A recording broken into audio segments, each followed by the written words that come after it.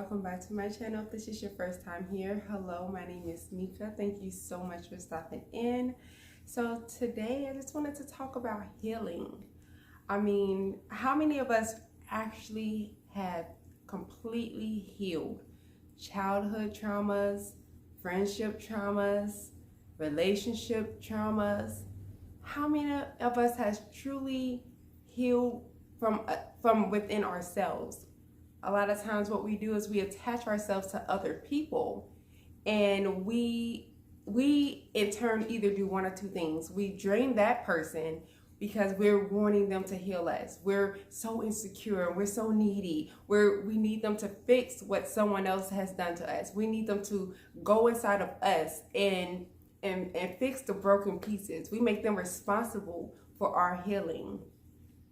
Or we ignore that inner child that's bleeding and crying and just neglected, and we take from ourselves, take from that inner child, and we give to somebody else because we want to avoid having to acknowledge that that person inside of us is broken. We don't want to acknowledge that we have an inner child that is crying out for our assistance, for our love, for our attention. We don't want to do that because it's painful, isn't it? It hurts, doesn't it? When you look back to things that truly hurt you, when you are in a situation where you sit down and you're just alone with your thoughts, you're alone with that inner child, and you're hearing those cries, and you're hearing that inner child cry out for you, "Mommy, help me, Daddy, help me." And you don't know what to do. You don't know where to begin because that child has been so broken and hurt and beat up and bruised along the way throughout life, throughout choices that you made, or throughout situations that happened to you, stuff that you had no control over happened to you. But you chose to wrap that child up and put it to bed and ignore it.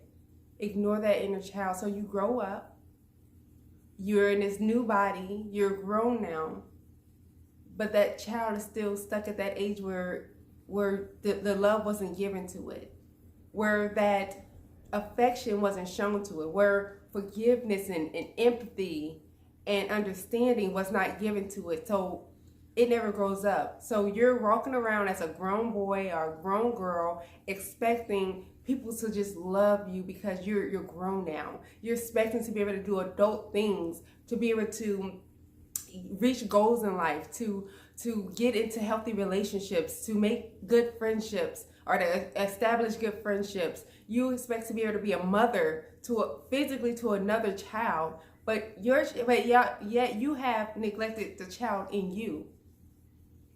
Instead of ignoring that child, instead of moving on with life and just ignoring that person and just trying to, you're pulling this false love, because honestly, if you're saying that you love somebody else but you got a broken person, a broken child, a broken teenager, wherever you stopped growing inside because you were traumatized, you were hurt, you were neglected, and you just ignored it. You ignored that inner person, that inner you, and you left yourself there. You're still stuck at that age internally that you don't tell anybody about, or maybe people do know, but you just never decided to heal it. You're stuck there prematurely, but your body keeps on growing, and then you're in this relationship or friendships with people, and you're saying you love them. Do you really? How can you love somebody else, but you don't love that inner person? You don't love the core of who you are. You left that person at whatever age you got traumatized at or hurt at, and you didn't want to fix the pain.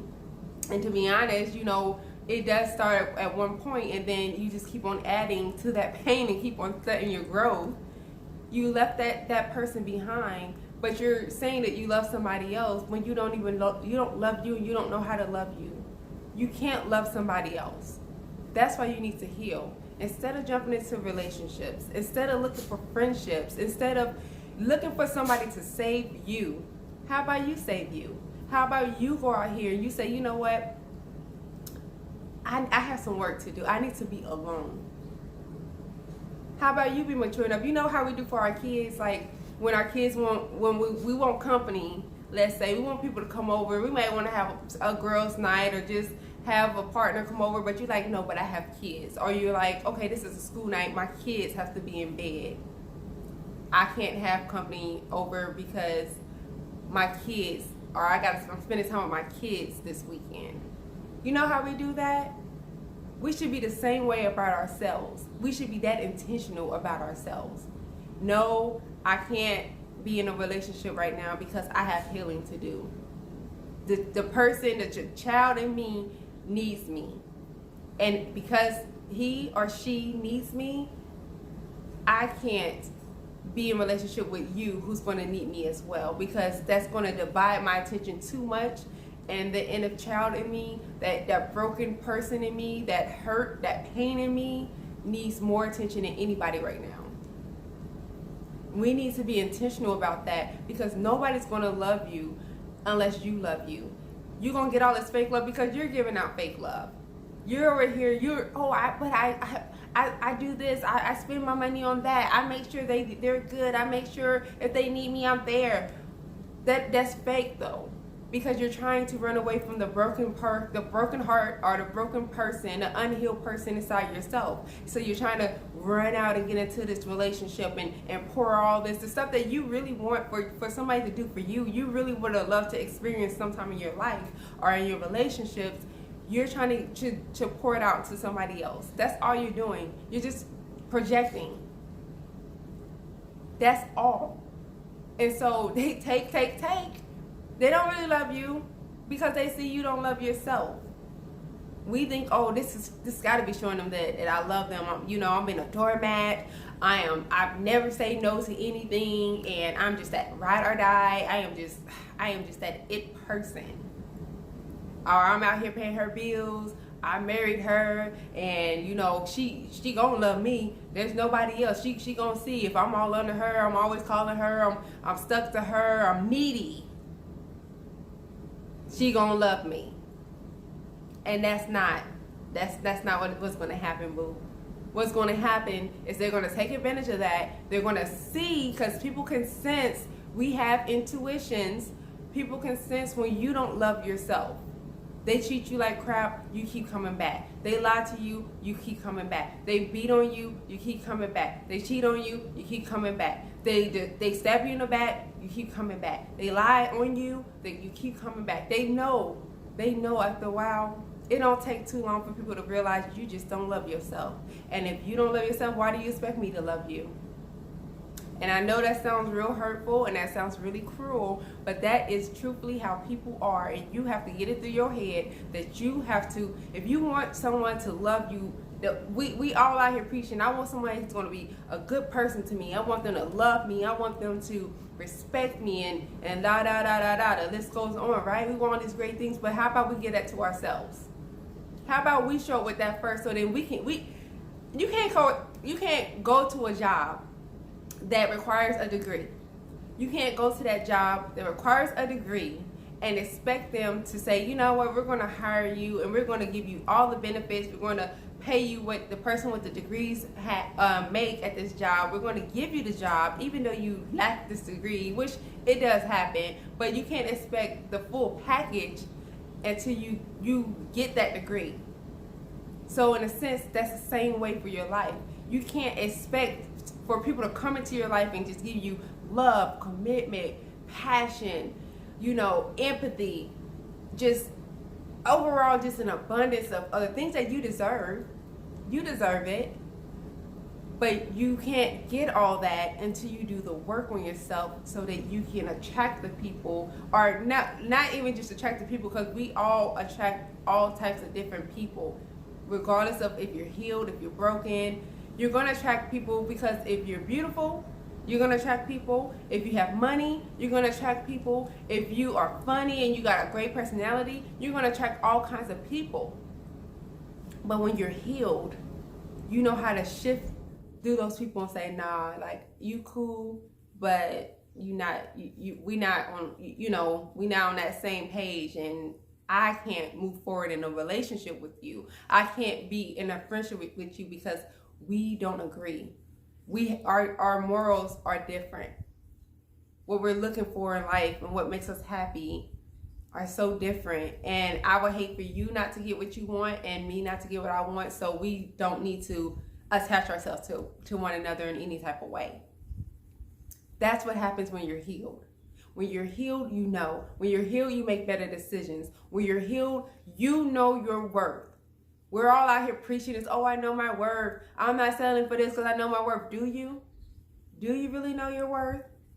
Because if you knew your worth, then that means that you went through the classes, you went through therapy, you've gone through prayer, you've worked on yourself some type of way that's just beyond just your mind changing. Yes, that is number one. That's the first step, changing your mind. But what did you do after that? Have you read books? Have you gone to seminars? Have you gone through therapy? Have you went through counseling? What have you done? Because you need something greater that's going to help you pull through and sort through the mess that you've gone through. You can't just say, I'm healed. I am healed. That divorce, yeah, I'm over it now. I'm healed. But I haven't gone through any work. I haven't done anything but just said I'm healed. That's the first step. Yeah, you should be speaking affirmations over yourself. You definitely should be doing that. But you're not going to believe that affirmation, and you're not going to live up to the standard of that affirmation if you don't do the work on yourself. If you don't truthfully heal, you have to heal. And healing requires you to be, guess what, y'all? Healing requires you to be set apart, to be alone, to sit on the sideline alone sometimes. Sit with God. Sit with your higher power. That's what healing does. Healing doesn't feel good. I know we like to, oh yeah, when you heal, everybody wants to talk about when you go through healing, the aftermath of it, the greatness, the happiness, the fulfillment after. But we don't like to tell you the truth about healing hurts. Healing is like, I don't know, I'm a hairy person. So if I have a cut on my arm or on my legs or something and I have to put on a Band-Aid, I be trying to avoid it, y'all, because I'm a hairy person. So if I ain't shave my legs, if I ain't shave my arms or nothing like that, please don't put nothing sticky on me, because it's going to be painful to take off. And that's what healing is like, times 10.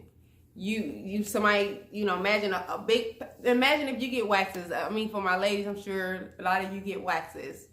If men get waxes too, then imagine getting waxed, but 10 times worse. And then they just ripping layers and layers of paint off of you.